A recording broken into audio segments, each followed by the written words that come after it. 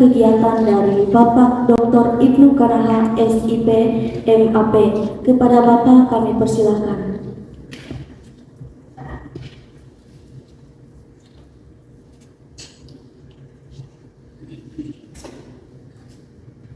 Assalamualaikum warahmatullahi wabarakatuh. Salam sejahtera untuk kita semua. Salam. Bapak Ibu yang kami hormati, terutama PT Hasrat Abadi pimpinan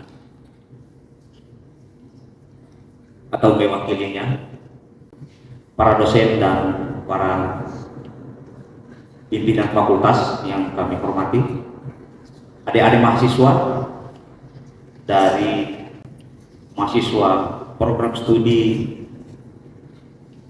manajemen, program studi ilmu administrasi negara, dan program studi ilmu pemerintahan, dan program studi akuntansi.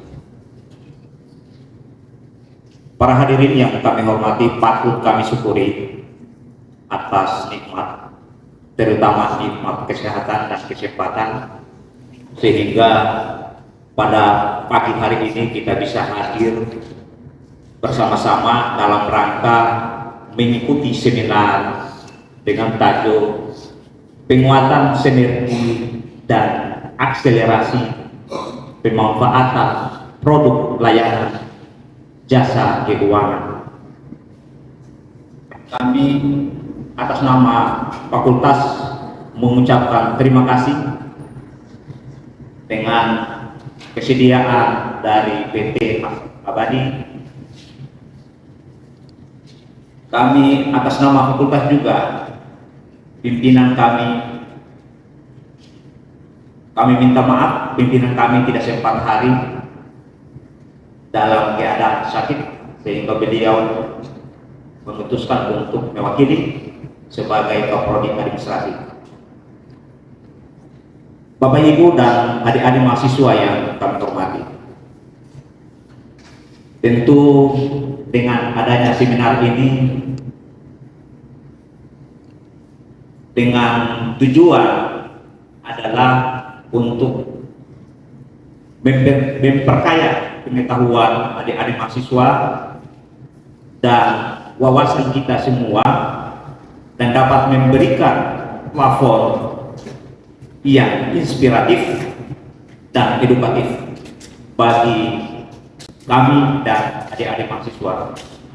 Kami sangat mengucapkan terima kasih pada PT Hasrat Abadi, sehingga kami dapat juga sebagai ajang pembelajaran bagi kami, karena nantinya adik-adik setelah mereka selesai tentu mengalami tantangan dan kehidupan sosial maupun ekonomi, sehingga seminar ini adalah bagian daripada membentuk kesiapan, karena dengan adanya seminar mereka bisa mendapatkan ilmu pengetahuan yang ada dan bisa mendapatkan hasil yang bermanfaat bagi adik-adik kami.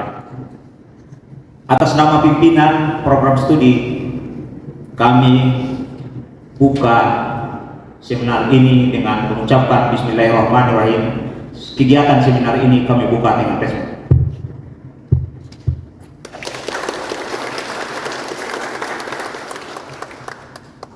Terima kasih, mungkin sambutan dari saya. Wallahu musta'an. Wassalamualaikum. Salam, selamat pagi. Terima kasih.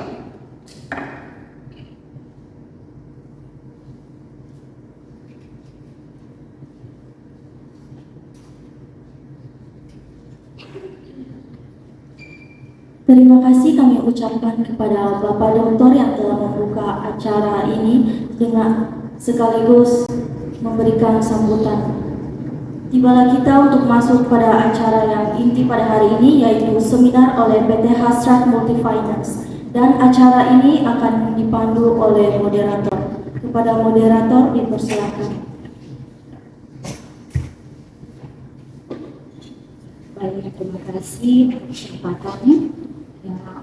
Ya, untuk rangkaian seminar ini akan kita lalui bersama. Yang pertama pembukaan yang langsung, yang kedua pemaparan materi, tentang penguatan sinergi dan akselerasi pemanfaatan produk layanan atau jasa keuangan yang akan disampaikan langsung oleh Kepala Cabang PT Hasrat Multifinance yaitu Bapak Reki Krisdiantoro. Dan yang ketiga sesi tanya jawab, dan yang keempat penutup. Kita akan masuk dalam pemaparan materi dan kepada Bapak Reki Krisdiantoro dipersilakan.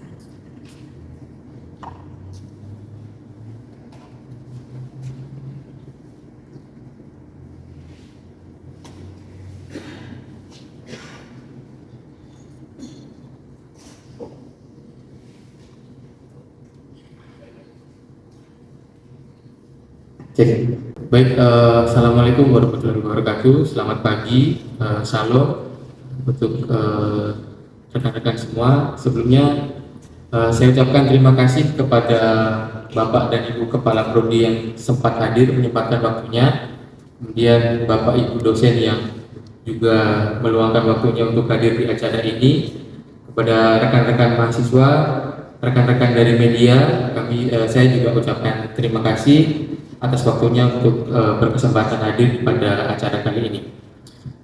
Seperti yang sudah dipaparkan sebelumnya oleh Pak Ibnu, acara ini adalah seminar mengenai pemanfaatan sinergi dan akselerasi pemanfaatan produk layanan atau jasa keuangan. Mungkin sebagian dari teman-teman yang hadir di sini ada yang familiar, ada yang belum familiar mengenai apa itu jasa keuangan. Sedikit saya menjelaskan, industri jasa keuangan itu sesuai aturan dari OJK, terdapat beberapa industri jasa keuangan yang ada di Indonesia. Yang pertama bank, kemudian ada industri pembiayaan atau multifinance, kemudian asuransi. Nah, kami dari PT Hasrat Multifinance adalah salah satu bagian dari industri jasa keuangan tersebut yang pada bidang multifinance. Jadi kami hadir di sini untuk memberikan produk yang kami jual adalah pembiayaan. Seperti itu. Mungkin kita familiar dengan pembiayaan yang ada di Indonesia itu mungkin saudara kita gitu ya, saya sebut ada Adira, ada BFI, mungkin yang di sini ada FIF, ada SMS dan lain sebagainya. Nah, Hasrat Multifinance sendiri prinsipnya sama seperti mereka. Kami juga melakukan pembiayaan kepada masyarakat yang ada di Halmahera Utara. Secara singkat izinkan saya menjelaskan bahwa kami ini bernaung di bawah Hasrat Group. Hasrat Group ini merupakan sebuah grup perusahaan yang bisnis intinya adalah di penjualan kendaraan. Untuk wilayah Indonesia Timur, Hasrat ini memegang atau distributor itu merek Yamaha. Jadi kami kuasai izin untuk mendistribusikan produk Yamaha di Indonesia Timur. Selain itu kita juga ada Toyota. Toyota kita di Indonesia Timur itu kecuali Sulawesi Selatan dan Sulawesi Tengah dan Tenggara. Selebih dari itu punya grup perusahaan kami. Kita banyak usaha. Hasrat Group ini juga ada usaha lain, ada alat pertanian, ada mesin tempel untuk nelayan. Kemudian kita juga distributor ban merek Dunlop dan lain sebagainya. Intinya kami PT Hasrat Multifinance ini berada di bawah naungan Hasrat Group yang seperti tadi saya sudah jelaskan lini bisnis yang dijalankan. Seperti itu. Nah, seminar ini memiliki tujuan supaya masyarakat itu bisa lebih paham mengenai kredit pembiayaan. Karena isu yang beredar selama ini di Indonesia, banyak masyarakat yang mungkin merasa dirugikan ketika mungkin ada masalah dengan pembiayaan. Contoh, ketika ditarik kendaraannya atau dan lain sebagainya. Nah, kami bikin acara ini, seminar ini juga himbauan dari OJK, Otoritas Jasa Keuangan, agar masyarakat di Indonesia ini bisa lebih paham mengenai hak dan kewajiban mereka tentang kredit, seperti itu. Jadi izinkan saya menyampaikan materi tentang pembiayaan. Oke, nah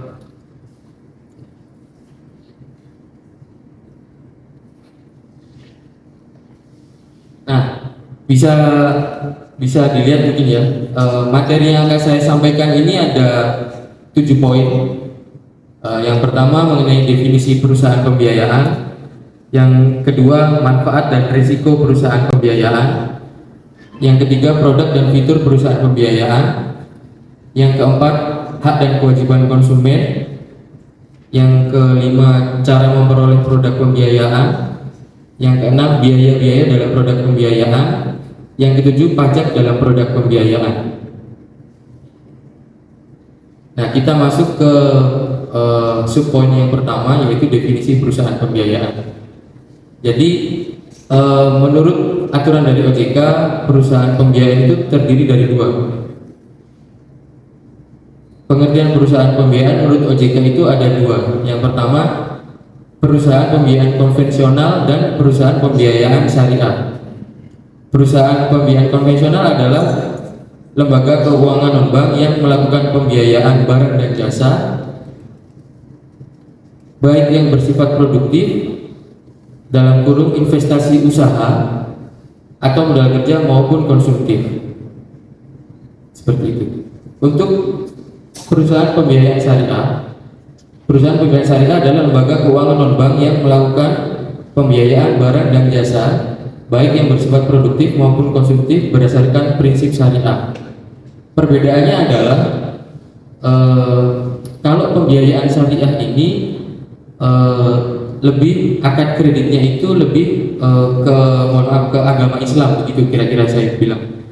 Jadi mereka tidak ada bunga, tidak ada denda, akadnya juga akadnya lain, tidak sama dengan konvensional. Pembedanya hanya itu saja, rekan-rekan sekalian. Jadi menurut OJK ada 2 perusahaan pembiayaan, yaitu yang pertama perusahaan pembiayaan yang bersifat konvensional dan yang kedua pembiayaan syariah. Nah, Hasrat Multifinance sendiri kita masih di pembiayaan konvensional. Yang perusahaan pembiayaan yang syariah ini ada di Indonesia itu Al-Ijarah namanya. Cuman sekarang mungkin di Halmahera ini belum ada. Tapi di kota-kota besar lainnya seperti di Makassar, terus di Jawa itu sudah ada Al-Ijarah. Seperti itu. Contohnya adalah konsumen yang ingin membeli kendaraan bermotor dapat memiliki pembiayaan secara konvensional dengan skema pembelian secara angsuran atau memiliki pembiayaan syariah dengan akad murabahah jual beli. Itu perbedaannya antara pembiayaan konvensional dan pembiayaan syariah. Jadi terletak di akad, dan pembiayaan syariah itu tidak ada bunga dan tidak ada denda, seperti itu. Nah, kita lanjut ke yang berikutnya, yaitu manfaat dan risiko perusahaan pembiayaan.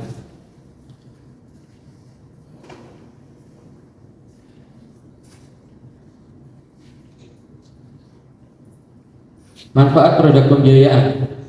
Yang pertama, persyaratan relatif lebih mudah dibandingkan kredit perbankan. Mungkin yang hadir di sini pernah merasakan ingin melakukan kredit di bank, mungkin KPR begitu, atau mau jaminkan sertifikat, agungkan sertifikat tanahnya, atau mungkin mau ingin beli kendaraan secara kredit tapi melalui bank. Itu perbankan syaratnya itu lebih kompleks dibandingkan perusahaan pembiayaan. Bisa sedikit saya cerita, mungkin dari uang muka yang diminta bank itu minimal 25% dari harga barang yang diagunkan. Terus kemudian persyaratan itu juga lebih kompleks dibandingkan perusahaan pembiayaan.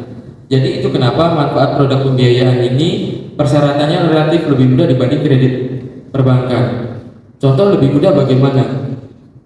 Kami perusahaan pembiayaan PT Hasrat Multifinance memulai DP down payment atau uang muka itu mulai dari 10% untuk pengambilan kredit Toyota ataupun Yamaha. Terus berkas-berkas juga kami rasa lebih kompetitif daripada bank begitu.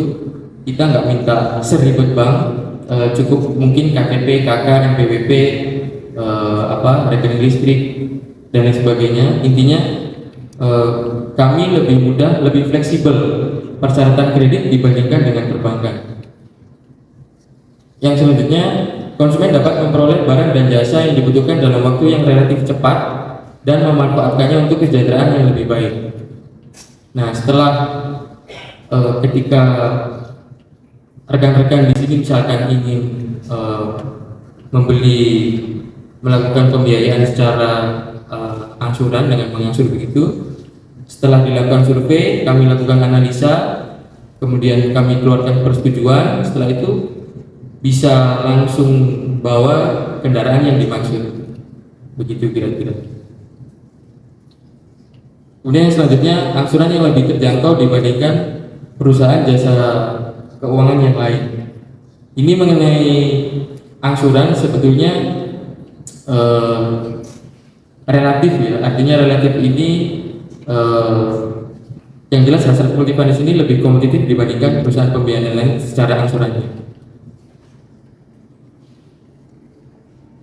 Nah, kita sekarang berbicara mengenai risiko produk pembiayaan.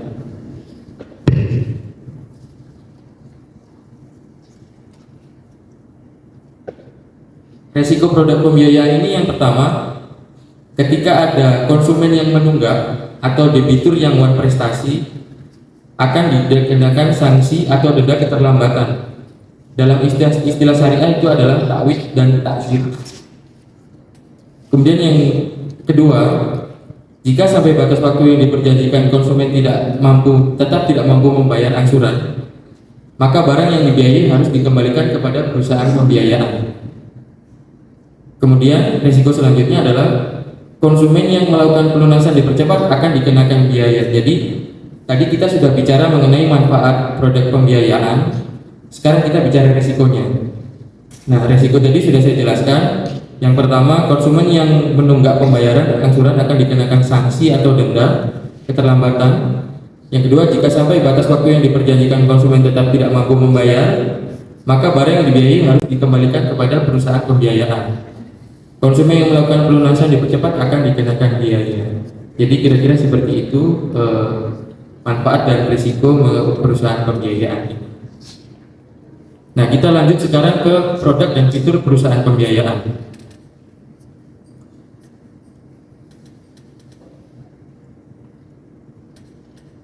Untuk tipe konvensional, ya, secara umum yang paling sering akad kredit atau akad perjanjian yang itu adalah pembiayaan multiguna. Pembiayaan multiguna adalah pembiayaan barang atau jasa yang diperlukan debitur untuk pemakaian atau konsumsi dan bukan untuk keperluan usaha atau aktivitas produktif dalam jangka waktu yang diperjanjikan. Ya.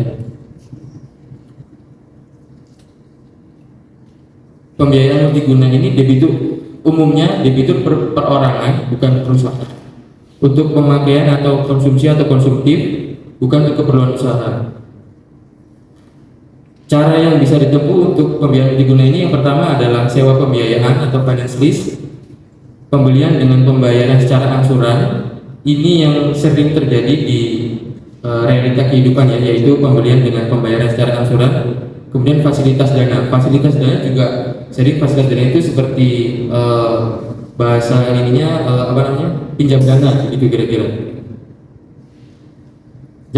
Mengenai selanjutnya jangka waktu dan plafon pembiayaan. Tenor dan plafon sesuai dengan yang diperjanjikan, artinya sesuai dengan kesepakatan nasabah ketika ingin memanfaatkan produk pembiayaan tersebut. Kemudian untuk persyaratannya memiliki dokumen kependudukan atau data pribadi lainnya, dan yang kedua barang atau jasa yang akan dibiayai. Begitu. Nah, selanjutnya untuk kegiatan usaha perusahaan pembiayaan syariah, yaitu pembiayaan jual beli, adalah jual beli suatu barang dengan menegaskan harga beli atau harga perolehan kepada pembeli dan pembeli membayar dengan harga lebih atau margin sebagai laba sesuai kesepakatan kedua belah pihak. Jadi ketika ada pembiayaan syariah ini antara perusahaan dengan calon nasabah itu sudah menetapkan harga misalkan satu buah handphone ini harga 10 juta. Nah, di situ kesepakatan antara perusahaan dengan nasabah sudah sepakat bahwa ada margin senilai 2 juta misalkan. Nah, itu yang dinamakan dengan pembiayaan syariah. Jadi margin sudah diketahui di depan, labanya sudah diketahui di depan, dan itu flat, tidak boleh bertambah seperti itu. Selanjutnya kita ke cara pembiayaan konvensional dan syariah. Cara pembiayaan konvensional ada dua.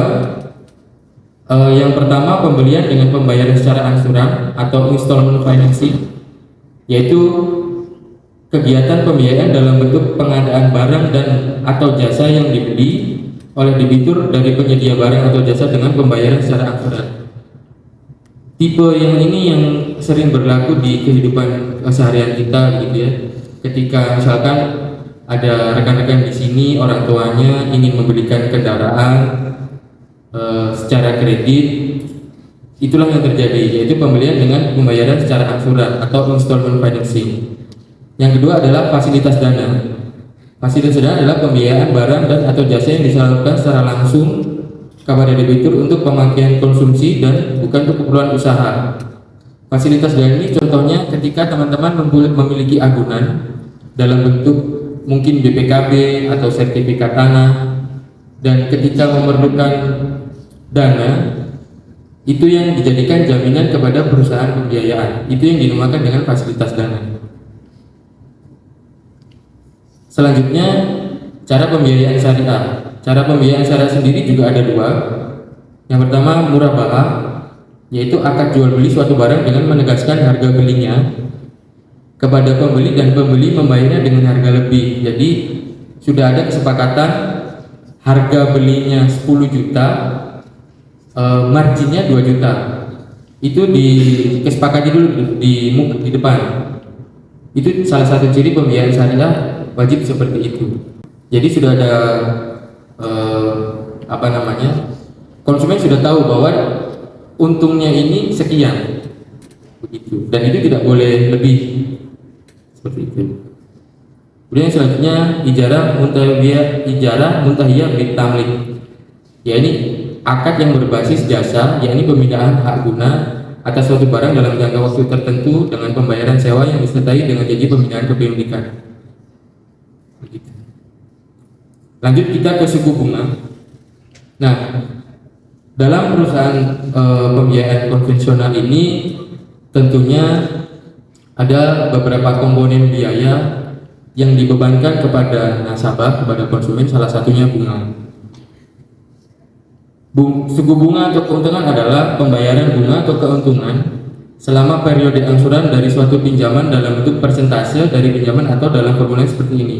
Suku bunga adalah bunga yang dibayarkan dalam periode angsuran dibagi jumlah pinjaman dikali 100%. Suku bunga ini ada dua tipe, ada dua jenis. Yang pertama bunga flat dan bunga efektif. Bunga flat adalah sistem perhitungan bunga yang besarnya mengacu pada pokok utang awal. Bunga flat digunakan untuk menghitung berapa jumlah angsuran bulanan sehingga porsi pokok dan bunga dalam angsuran bulanan akan tetap sampai dengan akhir periode angsuran.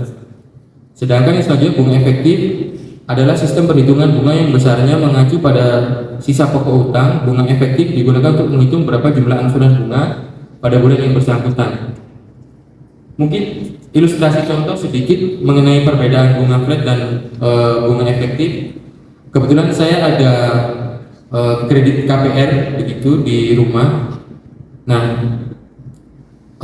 kami acuan bunga itu adalah dari Bank Indonesia. Jadi perusahaan pembiayaan itu memperoleh modal atau obligasi dari bank. Nah, bank mengeluarkan acuan suku bunga tidak boleh lebih rendah dari apa yang ditetapkan oleh Bank Indonesia. Begitu. Pada saat itu saya lupa, mungkin sekitar 2 tahun yang lalu saya sementara kredit rumah KPR. Kebetulan suku bunga BI ini naik. Yang terjadi adalah angsuran rumah saya naik. Di saat yang sama saya juga ada kredit mobil. Ketika suku bunga BI, ketika Bank Indonesia menaikkan suku bunga kredit, itu kebetulan mobil saya kredit di perusahaan pembiayaan gitu ya. Itu perusahaan pembiayaan tidak menetapkan kenaikan bunga. Karena perusahaan pembiayaan umumnya dia memakai metode bunga yang bunga flat, beda dengan bank. Gitu. Nah, anehnya di sini kalau ketika Bank Indonesia turunkan bunganya, angsuran saya ikut turun. Jadi saya juga sempat bertanya sama bank gitu, kenapa ketika acuan bunga kredit dari BI naik dibebankan ke konsumen, tapi ketika BI menurunkan bunga, angsurannya kenapa nggak dikurangi? Nah, itu yang terjadi. Ilustrasi sedikit mengenai bunga flat dan bunga efektif. Umumnya kredit di bank itu menggunakan bunga efektif, jadi dia fluktuatif. Ketika BI menaikkan suku bunga, dia akan ikut naik. Cuman itu tadi, ketika BI menurunkan suku bunganya kembali, dia diturunkan angsurannya. Begitu. Kalau perusahaan pembiayaan menerapkan sistem bunga flat, jadi ketika ketika Bank Indonesia menaikkan suku bunga kredit, itu tidak merubah angsurannya.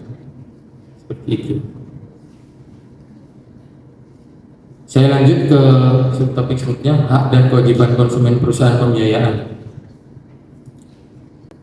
Ini yang saya rasa sebagai saya pelaku di industri jasa keuangan yang sering terjadi gitu ya, mengenai one prestasi atau kejadian gagal bayar, sehingga banyak masyarakat yang dalam tanda kutip merasa dirugikan.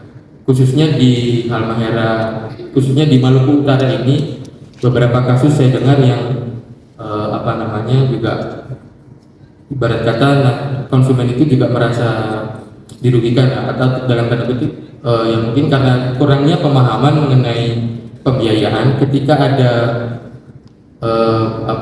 sesuatu tindakan yang merugikan, mereka akhirnya takut mau seperti apa. Nah, di sini saya akan coba memaparkan hak konsumen itu seperti apa. Ya, yang pertama,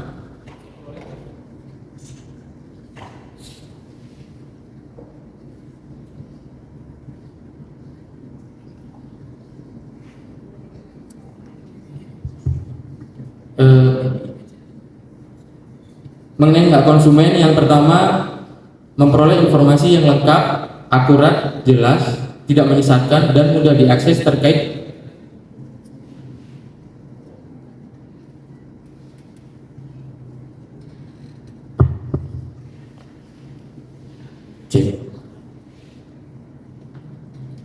Saya ulangi, memperoleh informasi yang lengkap, akurat, jelas, tidak menyesatkan, dan mudah diakses terkait produk dan layanan pembiayaan yang ditawarkan.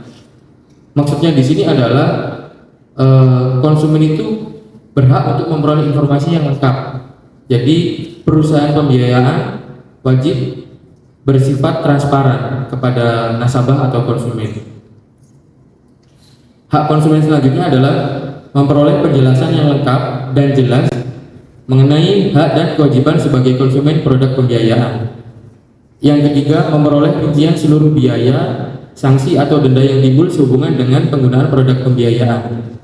Poin nomor 2 dan 3 ini umumnya tercantum pada perjanjian pembiayaan. Jadi rekan-rekan sekalian, seandainya ke depan nanti ketika ingin membeli kendaraan secara kredit, itu jangan cuman asal tanda tangan. Maksudnya tolong dipelajari dulu kontrak itu bunyinya seperti apa. Itu tolong teman-teman bisa pelajari supaya tidak menimbulkan kerugian yang tidak diinginkan di kemudian hari, karena hak dan kewajiban ada di situ. Begitu. Yang keempat, memiliki kesempatan untuk memilih paket produk yang paling menguntungkan dari berbagai jenis produk pembiayaan yang ditawarkan. Poin selanjutnya, memperoleh perlindungan terhadap kerahasiaan data atau informasi pribadi konsumen. Nah, sekarang kita berbicara mengenai kewajiban konsumen. Kewajiban konsumen yang pertama memastikan bahwa barang atau jasa yang akan dibiayai adalah barang atau jasa yang dibutuhkan dan sesuai kemampuan. Yang kedua, memahami dengan baik semua ketentuan yang tertera dalam perjanjian pembiayaan. Yang ketiga, menandatangani perjanjian pembiayaan. Yang keempat, memberikan informasi dan dokumen yang akurat, jujur, jelas, dan tidak menyesatkan. Selanjutnya, membayar angsuran dan biaya-biaya lainnya sebagaimana diperjanjikan secara tepat waktu. Dan yang terakhir, memelihara barang yang dibiayai sampai dengan periode angsuran selesai. Selanjutnya kita masuk ke cara memperoleh produk pembiayaan. Cara memperoleh produk pembiayaan yang pertama, identifikasi jenis pembiayaan yang sesuai. Kemudian ajukan aplikasi pembiayaan, ini umum ya, teknis umum. Tinjau dan diskusikan tawarannya, kemudian pertimbangkan dan evaluasi tawarannya, penandatanganan perjanjian, pemanfaatan dana, pantau dan bayar kembali. Jadi untuk memperoleh produk pembiayaan dari perusahaan keuangan ini, teman-teman bisa memilih perusahaan pembiayaan yang ada, kemudian mengajukan aplikasi permohonan pembiayaan, kemudian meninjau dan diskusikan tawaran, kemudian ketika ada pertimbangan dan evaluasi tawaran, ada persetujuan pembiayaan, langkah selanjutnya adalah penandatangan perjanjian. Nah, saya di sini ingin informasikan ketika ada transaksi pembelian kendaraan secara angsuran, dimaksimalkan sebisa mungkin perjanjian itu dibaca, karena kami perusahaan pembiayaan juga dilindungi beberapa undang-undang yang berlaku yang diterbitkan oleh Otoritas Jasa Keuangan, Kementerian Keuangan, serta Perkap Kapolri mengenai penyelesaian nasabah yang bermasalah atau debitur yang berprestasi. Itu kita tidak semerta-merta melakukan penagihan secara represif atau kasar, tapi kita sudah diatur oleh Perkap Kapolri, ada step-step yang akan kita jalankan ketika ada kejadian berprestasi terhadap dari debitur.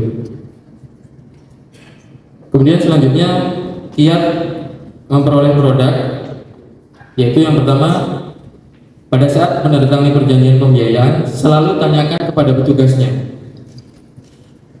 umumnya surveyor, berapa rupiah jumlah angsuran setiap bulan, jangka waktu atau tenornya berapa lama, dan setiap tanggal berapa pembayaran angsuran wajib dilakukan. Yang kedua, kiat selanjutnya adalah berapa besar denda yang timbul ketika terjadi keterlambatan pembayaran angsuran yang melebihi dari tanggal jatuh tempo. Poin selanjutnya, di mana saja bisa membayar angsurannya. Apakah harus disetor ke kantor? Apakah bisa melalui payment point seperti kantor pos, ATM, Indomaret, Alfamart, Tokopedia, dan lain sebagainya. Tanyakan juga call center atau layanan konsumen. Ini wajib dilakukan untuk antisipasi ketika teman-teman merasa ada sesuatu yang janggal, bisa langsung hubungi call center yang di pusat. Jadi keluhan yang rekan-rekan rasakan itu bisa langsung diakomodir oleh tim dari HO agar bisa tertangani dengan baik. Selanjutnya ini, jika terjadi kehilangan, kerusakan, dan kecelakaan atas barang yang dibiayai, bagaimana proses yang selanjutnya? Apakah ada asuransi? Asuransinya seperti apa? Mekanismenya seperti apa? Itu juga teman-teman harus tahu, karena itu merupakan hak dari konsumen. Begitu ya. Nah, selanjutnya, berapa lama BPKB sebagai jaminan pembiayaan dapat diambil setelah semua angsuran pokok dan denda dilunasi? Itu juga wajib ditanyakan, karena ketika angsuran selesai tenor juga selesai, itu konsumen berhak untuk mengambil agunan yang diagunkan, yaitu kalau kendaraan BPKB. Jadi itu BPKB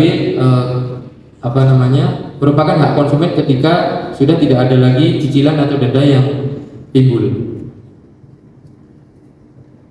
Kemudian kiat selanjutnya, jangan ragu bertanya kepada petugas perusahaan pembiayaan mengenai apapun yang ingin ditanyakan, supaya di kemudian hari tidak ada lagi kejadian-kejadian yang membuat nasabah ini merasa dirugikan, gitu kira-kira. Nah, kiat-kiat memilih produk pembiayaan atau perusahaan pembiayaan, yang pertama, pastikan dia terdaftar di Otoritas Jasa Keuangan atau OJK. Kemudian yang kedua, teliti reputasi perusahaan pembiayaan, cari tahu seberapa lama mereka telah beroperasi, apakah reputasinya bagus atau mungkin ya memiliki reputasi kurang bagus. Itu juga jadi salah satu pertimbangan yang harus diperhatikan. Kemudian bandingkan suku bunga dan biaya. Tentunya kita kalau mau beli sesuatu pasti cari yang paling murah, ya kan? Jadi ketika ingin membeli satu barang atau jasa keuangan, ya dipastikan mana yang paling memberikan manfaat yang paling baik kepada kita semua. Selanjutnya, perhatikan syarat dan ketentuan pembiayaan yang ditawarkan oleh perusahaan. Syarat dan ketentuan ini umumnya tercantum pada kontrak pembiayaan. Di situ teman-teman bisa baca, teliti, dan pahami mengenai akad kontrak tersebut. Jadi umumnya ini ketika konsumen ingin tanda tangan kontrak ini tidak membaca detail apa yang poin-poin yang tertuang pada perjanjian tersebut. Nah, nanti ketika bermasalah baru mereka komplain. Itu agak susah karena ada tanda tangan di situ. Secara hukum perjanjian antara perusahaan dan konsumen ini sudah dianggap sah karena kenapa? Ada tanda tangan di situ, artinya dia sudah menyetujui. Jadi kiat dari kami atau dari OJK, perhatikan syarat dan ketentuannya. Silakan teman-teman bertanya detail di depan mengenai berapa bunganya, berapa dendanya, tenornya berapa lama, ketika motor hilang bagaimana, ketika kendaraan lecet bagaimana, itu silakan ditanyakan sebelum tanda tangan kontrak. Begitu. Selanjutnya, periksa jenis pembiayaan yang ditawarkan oleh perusahaan, apakah mereka menyediakan solusi pembiayaan yang sesuai atau tidak. Selanjutnya, pastikan perusahaan pembiayaan tersebut memiliki keamanan yang memadai. Hal ini dapat mencakup kepatuhan terhadap peraturan perundang-undangan yang berlaku dan kebijakan yang ramah lingkungan. Jadi kami di sini, seperti yang sudah saya jelaskan tadi, kita tidak bisa semerta-merta melakukan tindakan yang bertentangan dengan hukum, baik itu pidana ataupun perdata, karena kita juga diatur dalam operasional, kita juga diatur oleh Perkap Kapolri, kemudian ada Undang-Undang OJK, dan ada juga Undang-Undang dari Kementerian Keuangan. Jadi kiat-kiat ketika nantinya mungkin ke depan teman-teman rekan-rekan di sini ada yang ingin memanfaatkan produk pembiayaan, boleh ditanyakan secara detail, transparansi apapun yang rekan-rekan ingin tanyakan itu silahkan ditanyakan kepada petugas perusahaan pembiayaan tersebut. Kemudian selanjutnya kita bicara mengenai biaya dan pajak dalam produk pembiayaan. Nah, biaya-biaya dalam produk pembiayaan itu ada beberapa. Yang pertama, biaya survei jika ada. Ini umumnya berlaku ketika radius jarak dari kantor ke alamat nasabah itu melebihi radius tertentu. Contoh kalau di kami radius 60 km ke atas itu pasti kami bebankan biaya survei. Begitu. Kemudian selanjutnya biaya asuransi. Biaya asuransi itu kalau di perusahaan kami ada, karena itu asuransi merupakan bentuk mitigasi risiko ketika terjadi kehilangan atau kerusakan, begitu ya. Makanya untuk biaya asuransi itu ada. Selanjutnya ada biaya penjaminan, kemudian biaya pembebanan agunan, kemudian biaya provisi. Nah, untuk biaya provisi di kami juga ada. Kemudian biaya notaris. Biaya notaris ini timbul untuk mengikatkan perjanjian dengan akta fidusia. Jadi perjanjian pembelian secara angsuran ini dilindungi oleh undang-undang fidusia. Nah, biaya yang timbul untuk menerbitkan sertifikat atau akta fidusia itu dibebankan kepada nasabah. Gitu kira-kira. Nah, biaya selanjutnya adalah biaya lain jika ada. Besarnya biaya ini tergantung dari kebijakan masing-masing perusahaan pembiayaan yang ada di Indonesia. Lanjut ke pajak dalam produk pembiayaan. Nah, menurut aturan OJK tidak ada pengenaan pajak atas debitur yang memanfaatkan jasa pembiayaan kecuali untuk jenis skema pembiayaan operating lease, di mana lesi sebagai penyewa dikenakan PPN sebesar 11% sesuai ketentuan. Jadi yang dikenakan pajak menurut ketentuan dari OJK hanya skema pembiayaan operating lease atau sewa menyewa. Jadi maksudnya itu sewa menyewa ya, misalkan dari PT Astra Multi Finance sudah ada unit alat berat, karena operating lease ini biasanya untuk alat berat seperti eskavator dan lain sebagainya begitu. Nah, itu menurut aturan OJK sebagai penyewa dikenakan PPN sebesar 11% sesuai dengan ketentuan yang berlaku. Begitu. Oke, sudah sampai penghujung materi yang saya sampaikan sudah habis.